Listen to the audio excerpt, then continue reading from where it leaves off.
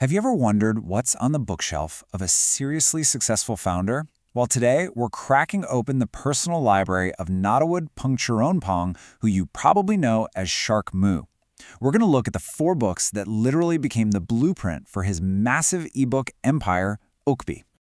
Okay, I want you to just pause and think about this for a second. Imagine being a teenager, totally pumped to build a tech company, but there's no Google, no YouTube tutorials, no online courses, not even podcasts. So how do you learn? Where do you even find your mentors?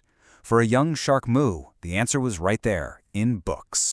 And here he is, the man himself. He's not just a famous face on Shark Tank Thailand. He's the brain behind Ookbee, which is this huge digital publishing platform. So, when this guy recommends a book, it's not just some nice theory. It's the real, proven foundation of a startup empire. All right, so our journey starts with that very first spark of inspiration. We're going to dive into the core idea that really grabbed him as a young guy and basically set him on this whole entrepreneurial path. So, this was the fundamental problem he was facing. And his solution? It was simple, really. He decided to read everything he possibly could about foreign entrepreneurs who were already building the future. He was basically looking for a map to a world that just didn't exist yet in Thailand. And that leads us straight to the first book. And let me tell you, this wasn't just some business book for him. It was more like a prophecy. It was a window into this digital world that was just beginning to take shape. The book was The Road Ahead, written by, the founder of Microsoft himself, Bill Gates. This was the book that laid out the entire vision for the interconnected digital world that we all just live in today. So, what was the big idea that Moo took away from it? It wasn't just about the technology. It was all about scale. The book just ignited this idea in his head that one person, with one product, could build something that could impact millions, maybe even billions of people. For him, that was a total game changer. And you got to look at the timing here to really get it. Gates published this in 1995, right? Back when the internet was still this weird thing only a few people were on. Moo reads it just a couple of years later as a teenager. He was soaking up a vision of the future decades before it became the everyday reality we now totally take for granted. And it's just wild how spot on that vision was. Gates predicted a world connected by the internet, the rise of online streaming services like Netflix, and a complete revolution in how business gets done. Reading this as a kid gave Moo a serious head start on understanding where the world was headed. Okay, so you've got the vision. What's next? Well, you have to figure out how to actually build it. So let's move on to the next phase of his reading, which was all about learning directly from the titans who had already built these legendary companies. Shark Moo figured out a powerful secret. Reading a great biography is like an entrepreneur's cheat code. You're basically downloading decades of someone's life experience right into your brain. It's a shortcut. You get to learn from all their wins, and maybe more importantly, all their mistakes, without having to go through them yourself. And these are the 2 giants he chose to study. What's so great is that both the Steve Jobs and the Elon Musk biographies were written with direct access, hours and hours of interviews with the men themselves. So this isn't just someone's opinion. It's as close as you can get to getting the story straight from the source. The value here is just huge. It's about really understanding the mindset, the crazy work ethic, the obsession with the product, and the sheer resilience it takes to build something on the scale of an Apple or a Tesla or a SpaceX.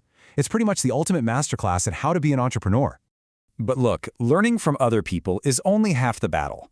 The final, and probably the most important step, is to take all that knowledge you've gathered and turn it into your own personal operating system.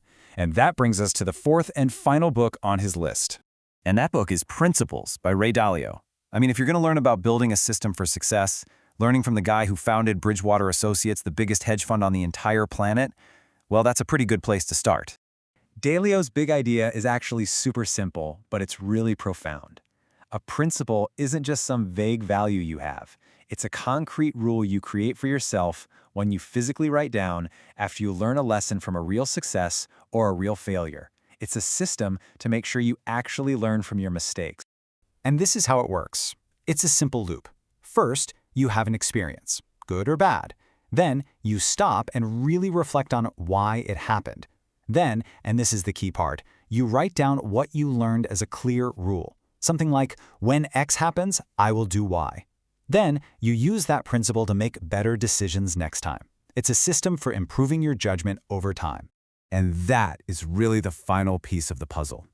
You start by seeing the future. Then you learn from the giants who have already built it. But at the end of the day, You have to combine all of that with your own experiences to create your own unique playbook, your personal set of principles that guides every single decision you make. So, when you pull it all together, you can see these 4 books aren't just some random reading list. No, they represent a really clear and powerful formula for building that entrepreneurial mindset. So here it is, the whole formula. First, you need vision. You have to see where the world is going.